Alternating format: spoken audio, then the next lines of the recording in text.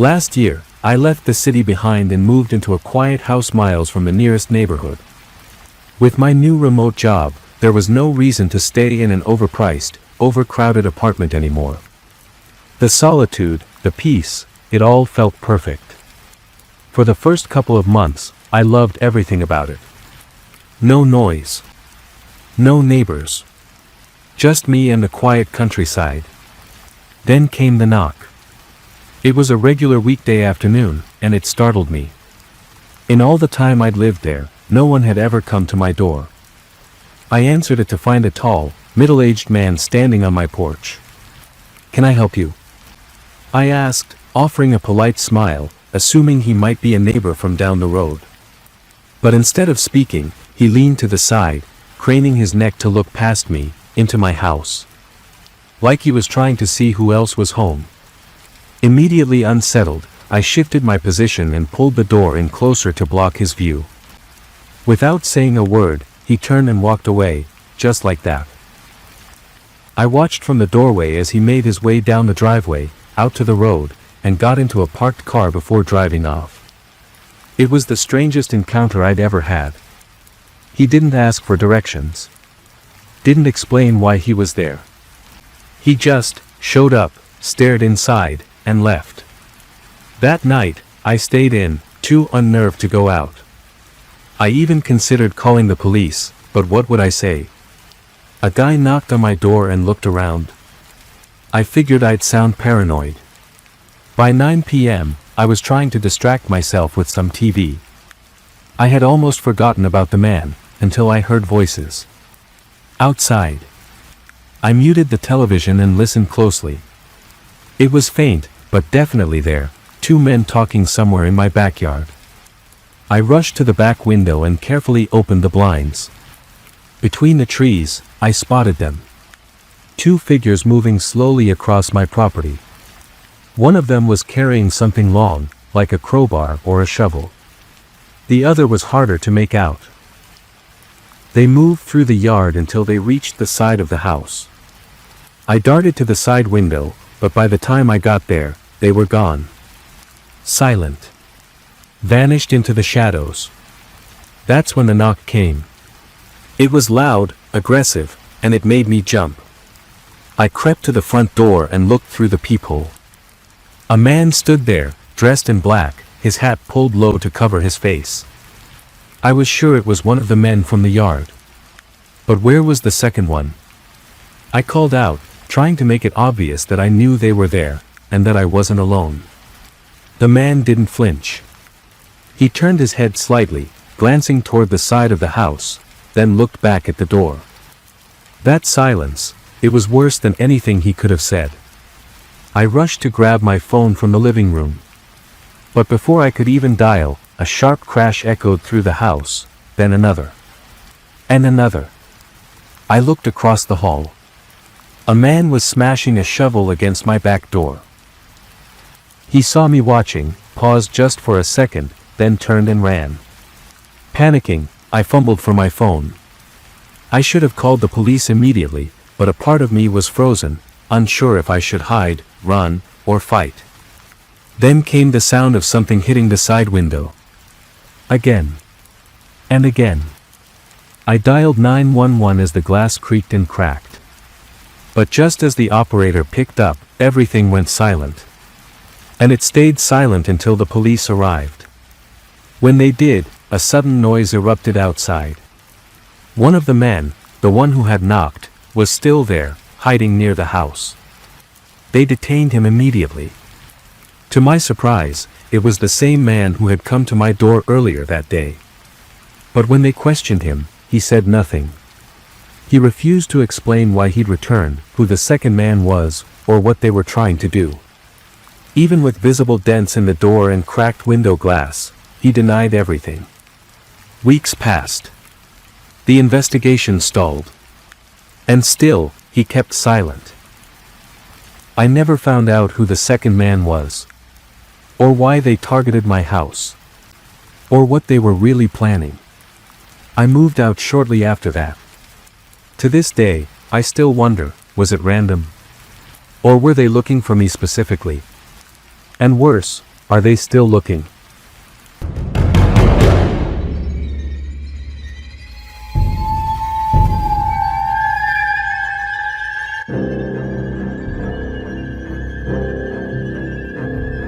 For the past few years, my life has followed the same grueling routine. 2 jobs. Out the door by 6 a.m., home by 10 p.m. I barely have time to eat or think, just sleep, work, repeat. A few months ago, something happened that still keeps me up at night. It was a regular night. I came home exhausted, went straight to the bathroom, and hopped into the shower. But while the water poured down, I heard something. A soft movement, just outside the bathroom door. I froze. It wasn't loud, but it was distinct. Like someone shifting their weight, maybe taking a step. I stepped out quickly, towel wrapped tight, heart racing. But no one was there. Old house, I told myself. It's just settling.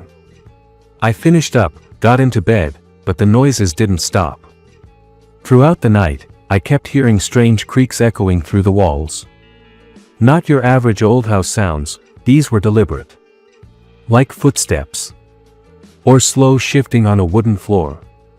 It reminded me of a windy night making the house sway.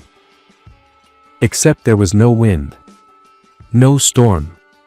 In the dead of night, I even got up and walked through the house, room by room. Nothing. It was empty. Or so it seemed. The next day, I dragged myself through work, running on nothing but coffee and nerves. That evening, the exhaustion was unbearable. All I wanted was a shower and sleep. But the moment I turned on the water, I heard it again. Footsteps, right outside the door. This time, they didn't stop. It sounded like someone moved straight past the bathroom and into my bedroom. I stood there, heart hammering, gripping the counter with wet hands. The silence that followed was deafening. I knew I had to check, but every cell in my body screamed not to. I forced myself to look. Nothing. The room was empty. Still. I couldn't shake the feeling. I searched the entire house, more thoroughly this time. Closets, crawl spaces, even under furniture. Nothing. I tried to sleep that night. I really did. Just before midnight, I finally drifted off. But it didn't last. I woke up suddenly, heart pounding, sheets damp with sweat. The house was silent, too silent. Still dark outside. But something had woken me. Then I saw it. A shadow, moving just under the crack of my door. I bolted upright, eyes locked on the floor. The shadow shifted, slowly, then retreated, accompanied by quiet but unmistakable footsteps down the hallway. Adrenaline took over. I leapt from bed, flung the door open, heart in my throat. And there he was. A man. Just standing at the far end of the hallway, shrouded in darkness. Still. Watching. His face was barely visible, but his eyes locked onto mine. Filled with something I can only describe as restless anger. Like I had interrupted him. I slammed the door and locked it. Seconds later, I heard him retreat, down the stairs. But he didn't leave right away. It was nearly 30 seconds before I heard the front door open. And then, silence. The police came quickly, but it was too late. He was gone. They found signs that he'd been there for several days, food wrappers, disturbed dust in the closet, a few smudged prints on the inside of a window. But that was it. He was living in my house. While I was sleeping. Working. Showering. Sometimes I think back to those first nights, the footsteps near the bathroom door. He might have been sleeping in my bed, slipping into the closet the second he heard me turn the water on. The worst part? I keep wondering why he didn't run the moment I saw him. Why he waited downstairs, for half a minute, before finally walking out. What was he doing down there? I still don't know who he was, or why he chose my house. He hasn't come back, and no leads have turned up. But every night since, I double-lock the doors. I check the closets. And I never, ever shower without listening closely. Because once someone's been inside your home without you knowing, you never really feel alone again.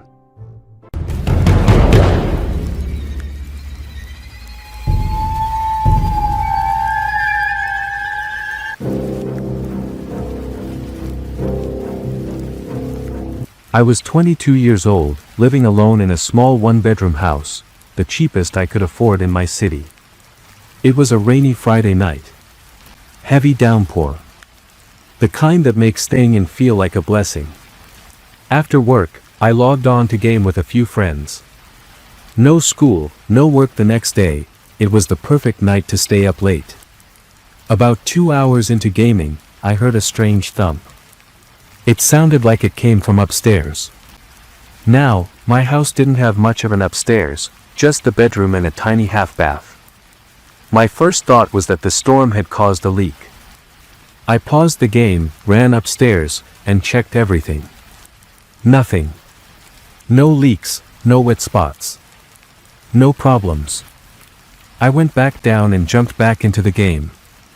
We kept playing until around 2 a.m., when everyone finally signed off.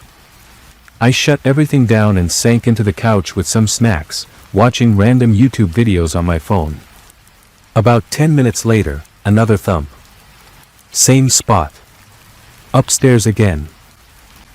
But this time, it was muffled, like it was inside the walls or maybe, on the roof. I went back upstairs and checked everything again. No water. No cracks. Nothing out of place. And it didn't sound like thunder either, it had weight to it. It vibrated through the walls like something was physically hitting the house. I was getting obsessed. I threw on my shoes and stepped out into the rain to investigate from outside. At first, everything looked normal, but then I noticed a tree near the side of the house. A thick branch was stretching close to the siding, maybe 3 or 4 feet away. It didn't seem like it could be causing any noise, it wasn't even swaying in the wind. Then I saw it. A small window, partially hidden behind the tree's branches, a window I'd never noticed before.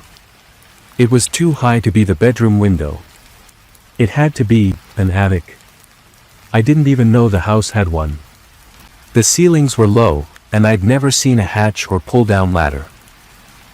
But that window told a different story. Curiosity kicked in. I ran back inside and started searching. It took a few minutes, but I finally found the hatch, tucked away in the bedroom closet. Small, flush with the ceiling, barely noticeable, unless you were really looking. I pulled it open, and a rusty metal ladder unfolded. As soon as it dropped, a wave of rot and mildew hit me in the face. Then, another thump. It came from up there. From below, I could tell the attic space was tiny, no more than 2 feet high. I climbed the ladder slowly, my heart racing.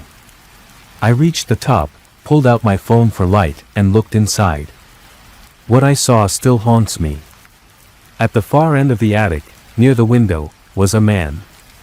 Crouched low on all fours, his face illuminated by the soft glow of the streetlights filtering through the glass.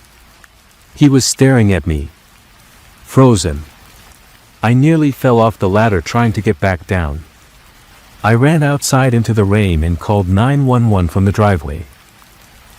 The police showed up minutes later and found him still up there. He didn't resist.